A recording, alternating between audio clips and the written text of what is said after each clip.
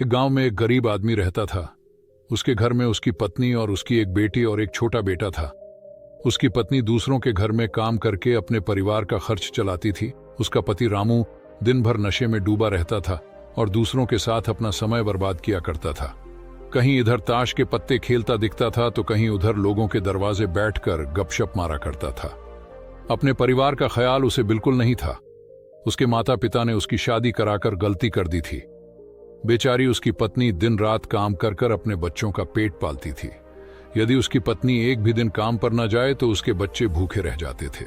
इसीलिए उसकी पत्नी हर दिन दूसरों के वहां काम करने जाया करती थी। लेकिन रामू को इन सब बातों से कोई फर्क नहीं पड़ता था। उसे बस अपना समय बर्बाद करके हंसी मजाक और पत्ते खेलने में बहुत मजा आता था। शाम को शराब पीकर घर आकर जोर जोर से अपनी पत्नी को चिल्लाता था। कई बार उसने अपनी पत्नी को मारा भी, लेकिन अब उसकी पत्नी करें भी तो क्या, वह तो अपने बच्चों को छोड़कर नहीं जा सकती थी। रामू को जो कोई भी समझाता था कि रामू कुछ काम धंधा कर पैसे कमाया करो, अपने परिवार का खर्च तो उठाओ, 2 बच्चे हैं, तुम्हारी पत्नी है, उनकी देखभाल करो, ऐसे अपना समय क्यों बर्बाद करते हो। रामू उसके ऊपर बिगड़ जाता था और कहता, तुम्हें इससे क्या लेना देना, मैं कुछ भी करूं, ये मेरा जीवन है, मैं तुम्हारे घर में खाता हूं क्या। इसके कारण कोई भी गांव का सदस्य उससे इस बारे में बात ही नहीं करता था। वह सुबह खाकर निकल जाता था और रात में शराब पीकर आता और अपनी बीवी के ऊपर गुस्सा उतरता था। ऐसा ही कुछ दिनों तक चलता रहा। कुछ दिनों बाद संसार में एक ऐसी बीमारी ने जन्म लिया जो मानव जाति के लिए अत्यधिक खतरनाक थी। चारों तरफ उस बीमारी का कहर था। आप सब जानते होंगे मैं कोरोना वायरस की बात कर रहा हूं। जब सरकार द्वारा लॉकडाउन लगा दिया गया था तब चारों तरफ लोगों का एक दूसरे के वहां आना जाना बंद हो गया था। सारे कार्य, सारी फैक्ट्रियां, सारी गाड़ियां इत्यादि बंद हो गए थे। अब रामू का परिवार भूखा मरने लगा था, क्योंकि उसकी पत्नी जो रोज कमाने जाती थी वह अब किसी के घर इसी कारण नहीं जा पाती थी कि कहीं इस बीमारी की वजह मैं न हो जाऊं। लोग उसे अब काम पर बुलाना बंद कर दिए थे। उसके परिवार में अनाज का एक दाना भी नहीं था, ना ही उसके घर में कुछ पैसे थे। अब वह क्या करता। उसका छोटा बेटा भी बीमार पड़ी DDH गया। बच्चे की तबीयत ज्यादा खराब हो गई। तब रामू को समझ आया कि अपने परिवार का ध्यान देना चाहिए। उसने बच्चे को अस्पताल ले जाने को सोचा, परंतु उसके पास पैसे नहीं थे। वह गांव वालों से पैसे उधार मांगने गया।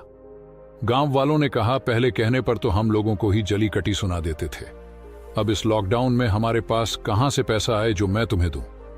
यही कहकर सब उसे लौटा देते थे। रामू बहुत परेशान था।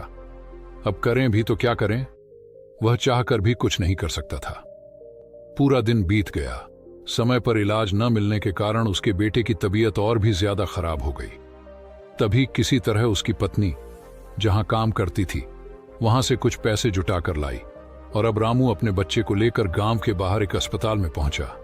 रामू दौड़ता हुआ डॉक्टर के पास गया। उसने कहा, डॉक्टर साहब मेरे बच्चे को बचा लीजिए। डॉक्टर साहब ने सारे इंस्ट्रूमेंट लगाकर चेक किया, तब तक उसका बेटा मर चुका था। डॉक्टर साहब ने यह बात रामू को बताई, यदि तुम अपने बच्चे को 10 से 15 घंटे पहले ले आते तो मैं तुम्हारे बच्चे को बचा लेता। मुझे बहुत दुख हो रहा है कि मैं तुम्हारे बच्चे को बचा नहीं सका। यह सुनकर रामू के पैरों के नीचे से जमीन खिसक गई। वह जोर जोर से रोने लगा और कहने लगा, यह सब मेरी गलती है, मैंने जीवन में कुछ नहीं किया, सिर्फ अपने समय को बर्बाद किया। यदि आज मेरे पास पैसे होते तो मैं अपने बेटे को हॉस्पिटल जल्दी ला पाता और मेरा बेटा बच जाता। मैंने अपने जीवन में समय को बहुत बर्बाद किया है, परंतु आज बेटे को खोने के बाद मुझे समय की अहमियत पता चल गई है। तो दोस्तों, हमें इस कहानी से यह सीख मिलती है कि हमें अपने समय को बर्बाद नहीं बल्कि उसका सदुपयोग करना चाहिए।